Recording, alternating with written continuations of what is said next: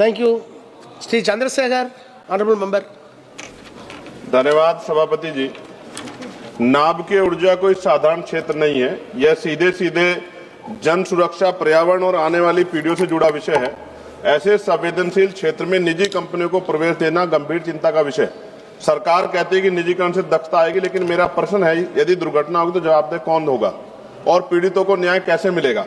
यह विधेयक कॉरपोरेट को सुरक्षा और जनता को असुरक्षा देता है। सरकार कहती है कि नियामक बोर्ड में वैधानिक दर्जा दिया गया है, लेकिन खंड 7 से और 20 देखे नियुक्तियां सरकार करेगी, शक्तियां सरकार तय करेगी, हटाने के अधिकार भी सरकार के पास होगा। तो मेरा प्रश्न है, क्या ऐसा नियामक वास्तव में स्वतंत्र होगा? नियामक संस्था को वैधानिक दर्जा देना पर्याप्त नहीं है। सवाल यह है कि वह सरकार और निजी कंपनियों से स्वतंत्र होगी। सभापति जी, हम SC/ST के प्रतिनिधि के तौर पर यहाँ हैं। पिछले जितने सेक्टर प्राइवेट हुए हैं उनसे SC/ST OBC के कर्मचारियों को चुन चुन कर निकाल दिया प्राइवेट सेक्टर के लोगों ने। तो जब ये प्राइवेट हो जाएगा, निजी क्षेत्रों में चला जाएगा, SC/ST OBC कर्मचारियों के अधिकार की रक्षा होगी, इस बात की गारंटी सरकार को देनी चाहिए।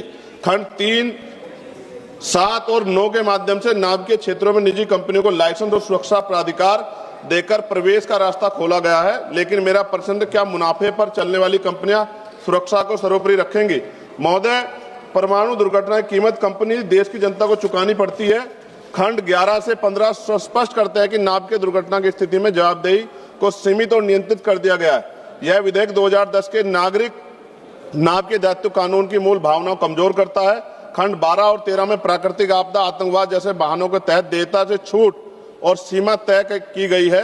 खंड 14 सरकार की देयता को भी सीमित करता है। नाभ के दुर्घटना का प्रभाव सालों तक नहीं बल्कि पीढ़ियों तक रहता है, लेकिन यह विधेयक पीड़ितों के अधिकारों पर कानूनी कैप लगा देता है। महोदय, खंड 15 के अंतर्गत निजी संचालकों के लिए बीमा अनिवार्य, लेकिन सरकारी नाभ के प्रतिष्ठानों को इससे छूट दी गई। ये दोहरा मापदंड क्यों?